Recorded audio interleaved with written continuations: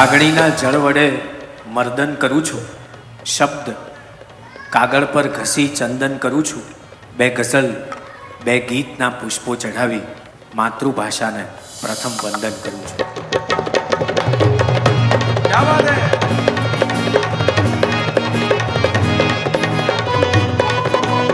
માણસ અને હવામાન લગભગ સરખા થઈ ગયા છે ત્યારે વન્સમોરની વિરાસત સાથે તમને સૌને મળવું છે સહજ રીતે.